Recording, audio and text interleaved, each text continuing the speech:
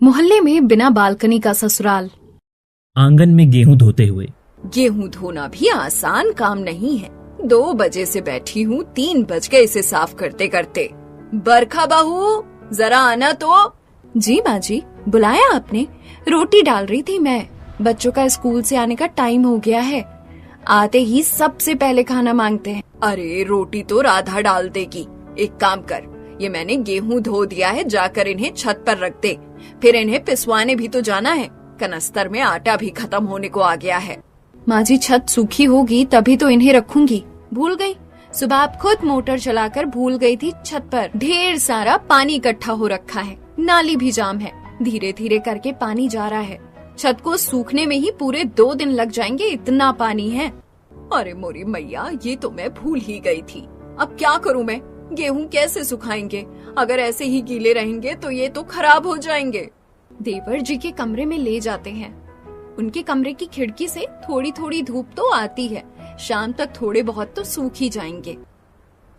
लेकिन उसके कमरे में तो पहले से ही कपड़े सूख रहे हैं, उन्हें कहाँ रखेंगे? फिर गीले कपड़े बाद में बदबू मारने लगते हैं। उन धुले हुए गेहूं को सुखाने की पूरे घर में कहीं पर भी जगह नहीं थी, जिससे मनोरमा काफी परेशान हो रही थी कि तभी मनोरमा के पड़ोस में रह रही संगीता अपनी बालकनी से मनोरमा को आवाज लगाती है। अरे मनोरमा बहन, क्या हुआ? क्यों परेशान हो रही हो? अरे क्या बताऊं संगीता बहन, गेहूं लाकर मैंने धो दिया, लेकिन कहीं पर भी इन्हें सुखाने की जगह नहीं है। छत पूरी गीली हो रखी है। अब ऐसे तो ये खराब हो जाएंगे। अरे तो इतना परेशान क्यों हो रही हो? इन्हें मेरे घर पर ले आओ ना। बालकनी में मैंने पापड़ सूखने के लिए रखे हैं, बगल में गेहूं रख दूंगी, अच्छे से धूप लग जाएगी। मनोरमा सारे गेहूं कपड़े में समेटकर सीधा संगीता की बालकनी पर ले जाती है, जिन्हें संगीता अच्छे से बालकनी में फैलाकर धूप में डालकर रख देती है। संगीता बहन, तुम्हारा बहुत बहुत शुक्रिया, वरना मैं तो सोच सोच कर ही परेशान हो रही थी कि इन गीले गेहूं को कहाँ सुखाऊं। गली में रत्ती भर धूप नहीं आती है, और थोड़ी देर हवा लगने के लिए भी रख दिया तो कोई न कोई जानवर आकर मुंह मार देगा। तो मनोरमा बहन, मैंने भी तुमसे कितनी बार कहा है कि एक बालकनी बनवा ही लो। मोहल्ले में सभी लोगों के घर में बालकनी है, सिवाय तुम्हारे घर छोड़कर। अरे छोटी ही सही, लेकिन अपनी बालकनी होना बहुत जरूरी होता है। कपड़े, गेहूं, हर चीज सूख जाती है, और तो और ठंड में धूप में बैठने के लिए भी काफी काम आती है। वो तो है संगीता बहन, लेकिन अब क्या करें? एक तो जब से ये गए हैं तब से घर के हालात और खराब हो गए। इनके इलाज में इतने पैसे खर्च करे, लेकिन भगवान को तो कुछ और ही मंजूर था, और ऊपर से एमसीडी वालों ने बालकनी बनाने से मना कर रखा है। अरे ये सब तो फालतू बातें हैं। ऐसे तो पूरे मोहल्ले वालों को मना कर रखा है, लेकिन हम लोगों ने अपने अपने घर में बालकनी बनाई। पूरे मोहल्ले को छोड़कर इकलौता मनोरमा का ही ऐसा घर था जिनके घर पर बालकनी नहीं थी। बिना बालकनी के कपड़े सुखाने से लेकर ठंड में धूप में बैठने के लिए भी इस पूरे परिवार को काफी दिक्कत होती। ऐसे ही एक दिन, अरे परम, तो ठीक से चिड़ी क्यों नहीं फेंक रहा है? कभी इधर फेंक रहा है, कभी उधर। ऐसे मैं कैसे खेलूंगी? मैं क्या करूं? बार बार गली में कोई ना कोई गाड़ी लेकर आ ही जा रहा है। गली में बार बार गाड़ी लेकर आ जा रहे लोगों की वजह से परम और अवनी ठीक से रैकेट नहीं खेल पा रहे थे। दोनों जैसे ही खेलने की कोशिश करते, तभी कोई न कोई गाड़ी वाला आ जाता। ये कोई खेलने की जगह है?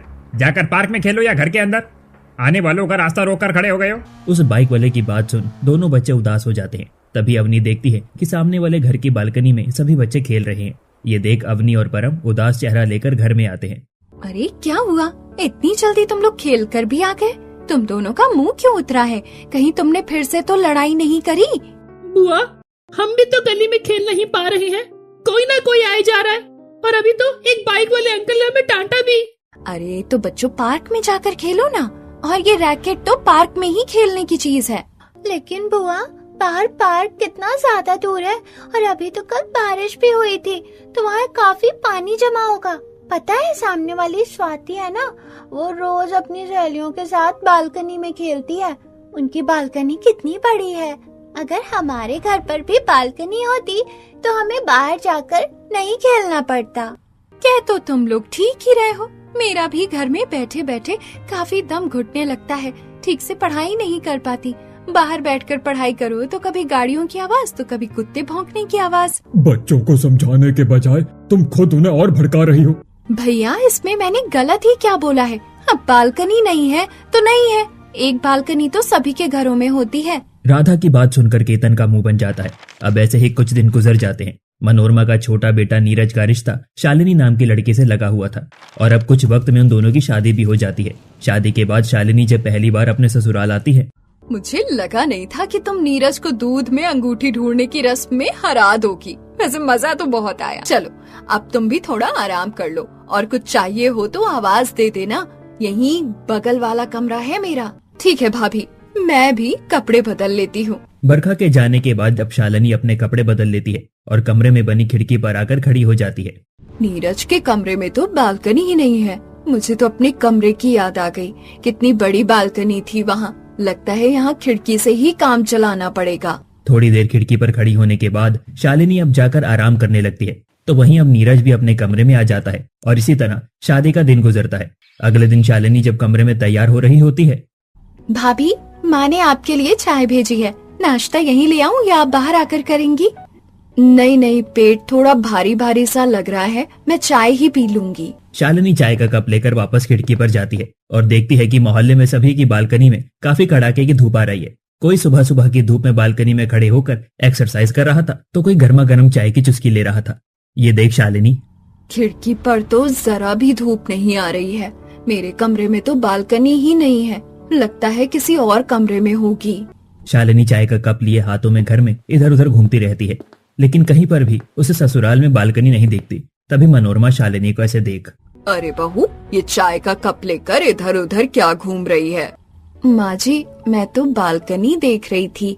यहाँ बालकनी कहाँ है? वो क्या है ना, मेरे मायके में बालकनी थी तो मैं अक्सर बालकनी में ही ठंड में चाय पिया करती थी। लेकिन बहू, यहाँ तो बालकनी ही नहीं है। सीधा छत और बाहर का आंगन है।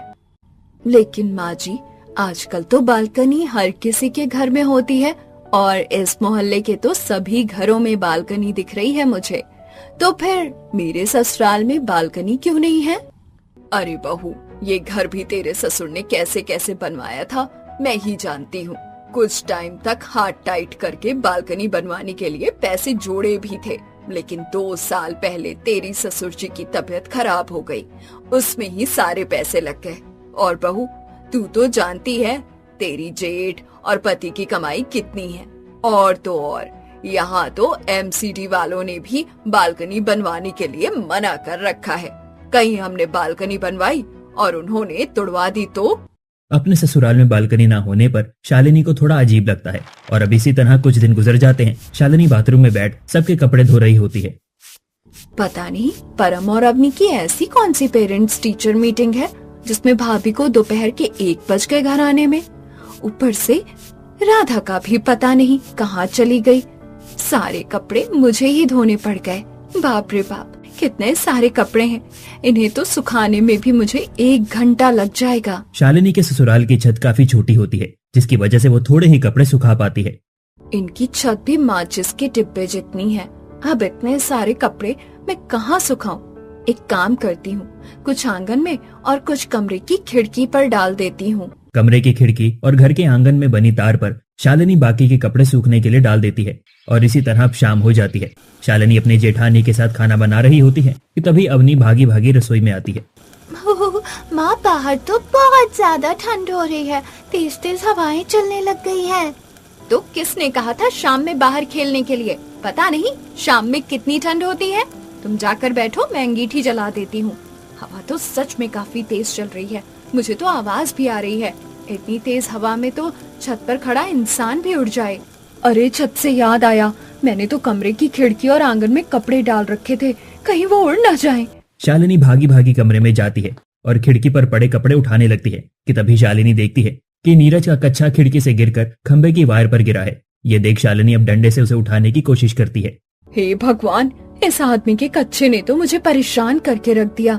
इससे अच्छा तो मेरा मायका ही था। बालकनी में तार बांधकर कपड़े डाल देती थी और चिमटी लगा देती थी। इससे एक कपड़ा भी नहीं उड़ता था। शालिनी के हाथ जैसे तैसे कर उसके पति का कच्छा आता है कि तभी शालिनी खिड़की से देखती है कि उसके आंगन में सूख रहा ब्लाउज हवा से नीचे गिर गया और गली का कुत्ता शालिनी का ब्लाउज उठाकर भाग रहा है। अरे, ये कुत्ता मेरा ब्लाउज उठाकर कहाँ ले जा रहा है? अरे कुत्ते, रुक जा, ये तेरे मतलब का नहीं है। कुत्ते को अपना ब्लाउज उठाकर भागता देख शालिनी अब सारे कपड़े खिड़की पर छोड़ उस कुत्ते के पीछे अपना ब्लाउज लेने के लिए भागने लगती है। ये कुत्ता है या बुलेट ट्रेन, इसकी स्पीड तो देखो। अरे भाई रुक जा, ये लेडीज लोगों का ब्लाउज है, तू नहीं पहन सकता है, दे मुझे। वो कुत्ता शालिनी के हाथ नहीं लगता और जब शालिनी रात में सारी बात नीरज को बताती है तो नीरज अपना पेट पकड़कर जोर जोर से हंसने लगता है। जरा सोचो, अगले दिन वो कुत्ता तुम्हारा ब्लाउज पहन कर आ रहा हो, कैसा लगेगा वो कुत्ता? वो मेरी नई साड़ी का ब्लाउज था और तुम हंस रहे हो। पता है पूरे 2000 रुपए की है वो साड़ी। अरे तो मैडम, साड़ी तो कुत्ता नहीं लेकर गया ना, तुम ब्लाउज दूसरा ले लेना। नीरज की बात सुन शालिनी को उस पर काफी ज्यादा गुस्सा आता है और अब इसी तरह कुछ दिन गुजर जाते हैं। शालिनी अब सास, नंद और जेठानी और सास के साथ गली में बैठी होती है। क्या ही फायदा गली में आकर बैठने का। 10 मिनट की धूप आई थी, वो भी चली गई। जब से ठंड शुरू हुई है ठीक से 10 मिनट भी धूप में नहीं बैठ पाई हूँ। एक तो ये गली भी तो कितनी पतली है, ऊपर से यहाँ घर तो देखो कितने सारे हैं, चाह के भी धूप नहीं आ सकती। एक काम करते हैं, हम सब छत पर चलते हैं, थोड़ी बहुत तो धूप मिल ही जाएगी। दोपहर के खाने का वक्त भी हो गया है, छत पर बैठकर धूप में ही खा लेंगे। अब सभी लोग छत पर जाते हैं और देखते हैं कि छत पर भी थोड़ी धूप नहीं है। ये देख शालिनी काफी ज्यादा चिढ़ जाती है। सच में हद होती है, गली तो गली, यहाँ तो छत पर भी धूप नहीं है। पता नहीं लोग इतनी बड़ी बड़ी बिल्डिंग क्यों बना लेते हैं, दूसरों के छत पर नाम की भी धूप आने नहीं देते। अगर हमारे घर पर बालकनी होती तो और लोगों की तरह हम भी आराम से बालकनी में बैठकर धूप खा रहे होते। ठंड में जहाँ मोहल्ले में हर कोई अपनी बालकनी में ही बैठकर आराम करता, खाना खाता, कोई कोई तो बालकनी में आ रही धूप में भी सो जाता, तो वहीं इस परिवार को मुश्किल से नाम भर की ही धूप मिलती। इसी तरह अब समय गुजरता है। शालिनी आंगन में झाड़ू लगा रही होती है कि तभी साइकिल पर एक गमले वाला उनकी गली में आता है। ये देखिए बहन जी, हमारे पास हर तरह के फूल के गमले हैं, बताइए कौन सा दूं आपको? ये गुलाब के फूल का गमला कितना प्यारा है, ये दे दीजिए। शालिनी, हाँ, ये सब बालकनी में रखने वाले गमले हैं और तुम्हारे घर में तो बालकनी ही नहीं है, तो कहाँ रखोगे इन्हें? इनको भी धूप चाहिए होती है। और नहीं तो क्या, तुम्हारी सास ने तो सच में हद कर रखी है। हम सब बोल बोल के थक गए कि अपने घर पर भी बालकनी बनवा लो, लेकिन नहीं, मैंने तो पिछले हफ्ते ही अपनी बालकनी में 50,000 रुपए का काम करवाया है। बैठने के लिए सिटिंग करवा दी और तो और पूरी बालकनी को रिनोवेट करवा दिया। दोनों पड़ोसन की बात सुन शालिनी का मुंह बन जाता है और अब शालिनी चिढ़कर अंदर आती है। वो अपर्णा और साक्षी मेरा मजाक उड़ा रही थी, कह रही थी कि घर में बालकनी नहीं है तो गमला लेकर कहाँ रखोगी। माँ जी, बालकनी बनाने में कितने ही पैसे लग जाएंगे, बनवा लीजिए ना एक बालकनी। बहू, कहा तो था तुझे कि अभी हाथ टाइट चल रहा है थोड़ा, और अगर लोगों से पैसे लेकर बालकनी बनवा भी ली और कल को एमसीडी वालों ने आकर तोड़ दिया तो फिर क्या करेंगे? और नहीं तो क्या, खर्चा होगा सो अलग, और वैसे भी मुश्किल से ठंड को जाने में कुछ दिन रह गए हैं, इसके लिए क्या ही बालकनी बनवाना। गर्मी में तो तुम लोगों में से कोई भी घर से बाहर तक नहीं निकलेगा। वो तो बात की बात है ना, लेकिन माँ जी बालकनी होना जरूरी है घरों में। और आप तो ऐसे कह रही हैं जैसे एमसीडी वाले हमारे घर पर नजर रखे हुए हैं कि जैसे इन्होंने बालकनी बनाई जाकर तोड़ दो। घर में बालकनी ना होने की वजह से ना ही शालिनी को धूप में बैठने को मिलता और ना ही कपड़े सुखाने जैसे काम भी। शालिनी के कमरे में बनी खिड़की से मुश्किल से दिन में 1 से 2 घंटा ही धूप आ पाती थी। चलो थोड़ी देर ही सही, कम से कम धूप तो मिली। शालिनी सुकून से 2 पल खिड़की पर खड़ी होती है कि तभी बरखा के दोनों बच्चे अपना स्कूल बैग शालिनी के कमरे में आ जाते हैं। चाची, हम रोज यहीं पर अपना स्कूल का काम करते हैं, तो हम कर ले? हाँ बच्चों, कर लो, पढ़ाई भी तो इम्पोर्टेंट है। मैं जब तक सब्जी काट लेती। बच्चों की पढ़ाई करने तक शालिनी रसोई में जाकर सब्जी काटने लगती है। सब्जी काट कर कुछ देर बाद जब शालिनी अपने कमरे में आती है तो देखती है कि उसकी नंद राधा खिड़की पर खड़ी कॉल पर किसी से बात कर रही है। तभी शालिनी को देख राधा अपना फोन रख देती है। अरे भाभी, आप थोड़ी देर बाद आ जाना, वो मैं अपनी फ्रेंड से कुछ बात कर रही थी। कमरा मेरा है और जरा इस महारानी को तो देखो, मेरे कमरे में मुझे आने से मना कर रही है। शालिनी मुंह बनाकर चली जाती है और इसी तरह 2-4 दिन गुजर जाते हैं।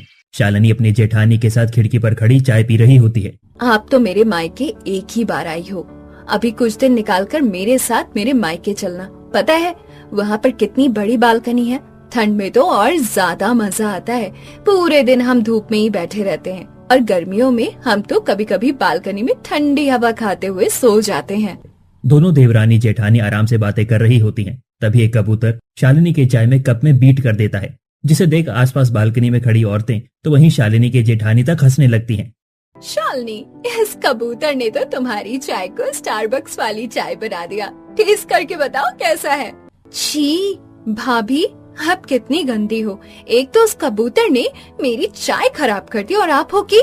यूं ही समय गुजरता रहता है और आज शालिनी के पड़ोस में नंदिनी नाम की एक नई पड़ोसन आती है, जिसकी काफी बड़ी बालकनी होती है और नंदिनी अब उस बालकनी में एक झूला भी लगा रही होती है। ये देख शालिनी अपनी खिड़की से, अरे एक ये है जिन्होंने अपनी बालकनी में झूलने के लिए झूला भी लगवा लिया, और एक मेरा ससुराल है जहाँ पर बालकनी ही नहीं है। शालिनी एक टक नंदिनी की बालकनी और उसमें लगे झूले को देख रही थी कि तभी नंदिनी की नजर शालिनी पर पड़ती है। हेलो, मेरा नाम नंदिनी है। हम लोग यहाँ कल ही शिफ्ट हुए हैं। आपसे मिलकर अच्छा लगा। हाँ, मैंने कल देखा था आप लोगों को। मेरा नाम शालिनी है। वैसे आपकी बालकनी तो काफी सुंदर है। कितने सारे प्लांट्स रखे हैं आपने, और ये झूला, इसने तो आपके बालकनी की शोभा को और बढ़ा दिया। मुझे शुरू से ही इसी तरह की बालकनी चाहिए थी। पता है, ये झूला स्पेशली हमने बालकनी के अकॉर्डिंग ऑर्डर देकर बनवाया है। आप भी आइए ना, इसी बहाने दोनों चाय भी पी लेंगे। नंदिनी के कहने पर शालिनी नंदिनी के घर जाती है और अब वो दोनों बालकनी में बैठकर झूले पर चाय पी रही होती हैं। पता है, मेरे मायके में भी काफी बड़ी बालकनी है। वहाँ झूला तो नहीं है, लेकिन फिर भी हम सब भाई बहन वहाँ पर काफी मस्ती करते थे। आज के टाइम में तो घरों में बालकनी होनी ही चाहिए। कब तक इंसान अपने घर में ही बैठा रहेगा। अगर मैं एक दिन भी बालकनी पर ना आऊँ तो कमरे में बैठे बैठे मेरा तो दम ही घुटने लगे। वैसे तुम्हारे घर में बालकनी क्यों नहीं है? मोहल्ले में तो सभी के घरों में बालकनी है, और किसी किसी के घर में तो दो दो बालकनी है। नंदिनी, अब मैं तुम्हें क्या ही बताऊं। दोनों पड़ोसन बात करने में इतनी खो जाती हैं कि कब दोपहर से शाम हो जाती है उन्हें पता ही नहीं चलता। तो वहीं दूसरी तरफ मनोरमा शाम में खाना बनाते हुए, शालिनी बहू कहाँ है? दोपहर में इसे बाहर जाते हुए देखा था, अभी तक आई नहीं। तुम्हें बताकर गई है? माँ जी, वो पड़ोस में कोई नई पड़ोसन आई है ना, उसी के घर गई है। राधा, जरा जाकर शालिनी को बुला कर ला। राधा अब शालिनी के कमरे में आती है और उसकी खिड़की से चिल्लाकर शालिनी को बुलाने लगती है। अरे भाभी, आप ही जाओ, शाम होने को आ गई है। माँ बुला रही है आपको। राधा के बुलाने पर शालिनी अब घर आ जाती है और अब अक्सर शालिनी नंदिनी के घर जाकर उसकी बालकनी में बैठ जाया करती थी। दोनों पड़ोसन घंटों घंटों तक काफी देर तक बात करती थी। इसी तरह एक दिन, शालिनी कहाँ जा रही हो? तुम्हें मैंने अपनी शर्ट प्रेस करने के लिए बोला था। आप खुद कर लो ना, और अगर नहीं भी करोगे तो किसी को क्या ही पता चलेगा। वैसे भी ठंड का मौसम है, ऊपर से स्वेटर ही डालोगे। मैं नंदिनी के घर जा रही हूँ। अरे जब देखो तुम नंदिनी के घर में बैठी रहती हो। नंदिनी का घर नहीं, ये तुम्हारा ससुराल है। और क्या करूँ, गली और छत पर धूप आती नहीं और घर में बालकनी है नहीं। उसकी बालकनी में जाकर धूप के साथ साथ थोड़ी ताजी हवा भी खाने को मिल जाती है। फिर बालकनी का रोना धोना शुरू हो गया तुम्हारा। कल संडे है, कल मैं तुम्हें पार्क ले चलता हूँ। वहाँ तुम्हें जितनी धूप खानी है खा लेना। नीरज की बात सुन शालिनी काफी खुश होती है और अब अगले ही दिन नीरज शालिनी को एक पार्क में ले जाता है। दोनों पार्क में बैठे होते हैं कि तभी वहाँ पर दो किन्नर आ जाती हैं। हाय हाय देना मेरे राजा, भगवान तुम दोनों की जोड़ी बनाए रखे। अरे नहीं है मेरे पास, आप जाओ ना, होते तो मैं दे देता हूँ। दे देना चिकने, भगवान करे तेरे चेहरे पर फेयर एंड लवली ग्लो आए।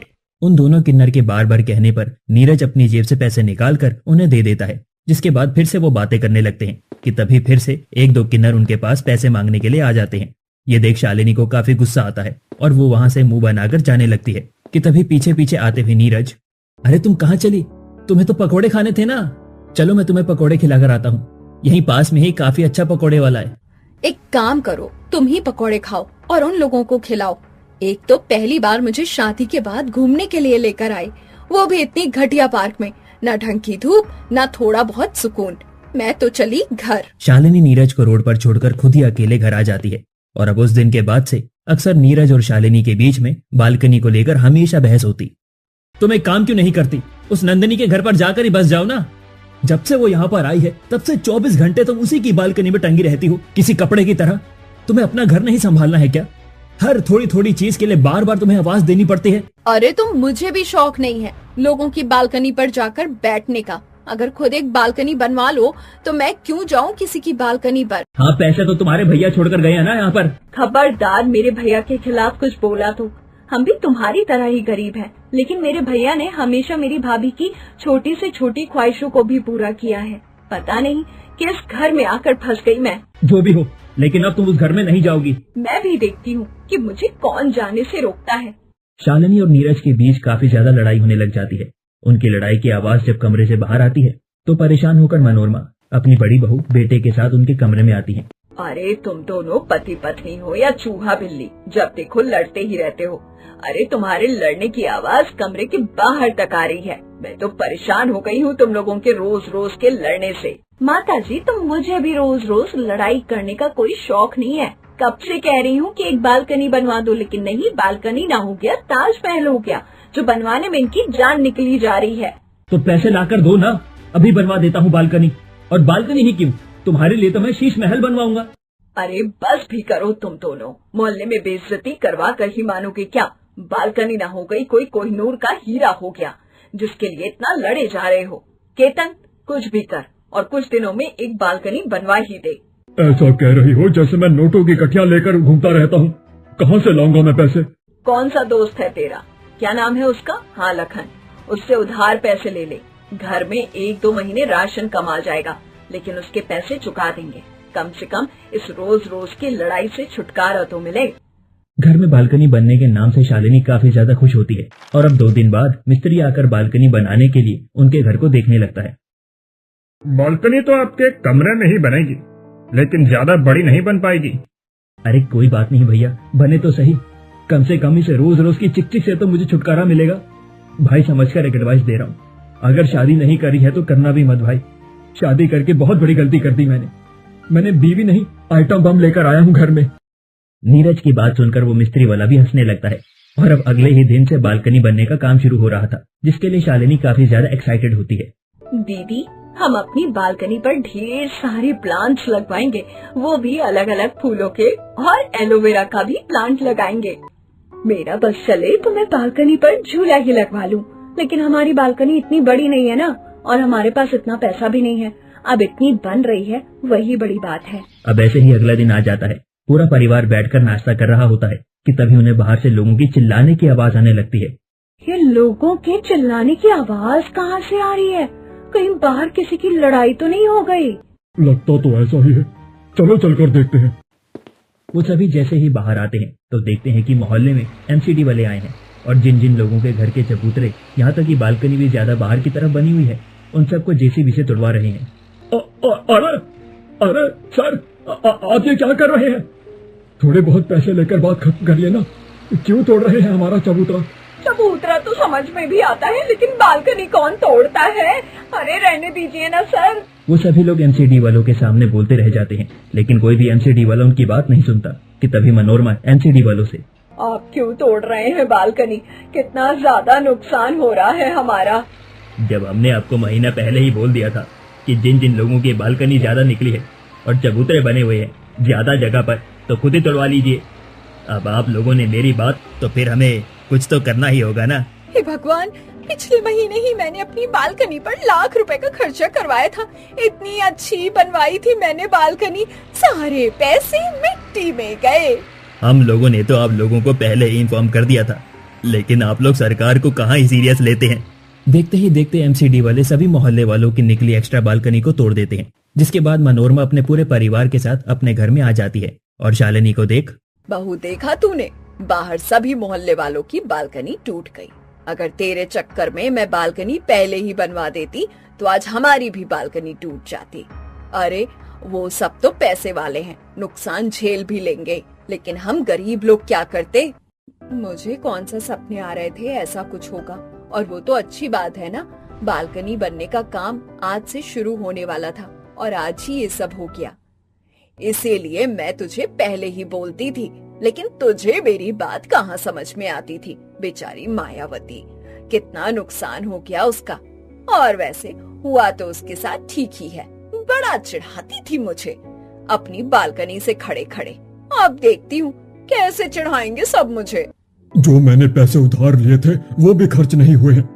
आज ही जाकर लखन को वापस कर देता हूँ। मैं तो सोच सोच के परेशान हो रहा था कि कर्ज तो मैंने ले लिया, लेकिन चुकाऊंगा कैसे? कुछ भी हो, लेकिन हमारी बालकनी बनने का सपना तो सपना ही रह गया। अब तो गली और छत से ही काम चलाना पड़ेगा। ऐसे ही 2-4 दिन गुजर जाते हैं और अब लगभग सबकी बालकनी टूटने के बाद सभी मोहल्ले के लोग जो हमेशा बालकनी पर ही रहते थे, अब वो सभी गली में आकर बैठना शुरू कर देते हैं, जिससे अब गली में काफी ज्यादा चहल पहल रहने लगती है और दोनों बच्चे भी आज पड़ोसियों के बच्चों के साथ काफी ज्यादा खेलते हैं। अरे पकड़ो पकड़ो, मुझे पकड़ो, मैं इधर हूँ इधर। कहा था ना, मेरे से जितना तेज कोई नहीं भाग सकता। हाँ, कितने दिनों के बाद मैं बच्चों को इतना खुश होकर खेलता हुआ देख रही हूँ, वरना हमेशा घर में रहकर ये लोग लूडो कैरम बोर्ड खेलते थे। गली में ठीक से धूप तो नहीं है, लेकिन भाभी यहाँ पर मजा तो काफी है। लोगों की चहल पहल से ही कितना अच्छा लग रहा है। बताओ मनोरमा, क्या प्लान है फिर रात में खाना बनाने का? मैंने तो सुना है यही पास में एक अमृतसरी कुलचे वाला आया है, बहुत बढ़िया कुलचे बनाता है। सोच रही हूँ रात का खाना वहीं से मंगवा लूँ। हाँ, मैंने भी उस ठेले वाले के बारे में काफी सुना है, बहुत बढ़िया कुलचे बनाता है। तो सोच रही हूँ मैं भी आज वहीं से मंगवा लूँ। अरे अनीता की बहू के बारे में सुना? पता है कल उसकी घर में काफी लड़ाई हुई और वो तो बैग उठाकर सीधा अपने मायके चली गई। मैंने सुनीता को कई बार कहा था कि अपने बेटे की लव मैरिज मत करवाओ, लेकिन उसने मेरी सुनी ही नहीं। अब भुगते। अरे लव मैरिज वाली बहू भी क्या ठीक से घर संभाल पाती है? मोहल्ले भर के लोगों की बालकनी इल्लीगल होने की वजह से टूट गई थी, लेकिन फिर भी लोग गली में आकर अपने गपशप और चुगलियां जारी रख रहे थे। तो वहीं शालिनी का भी बिना बालकनी के ही आराम से दिल लग जाता है।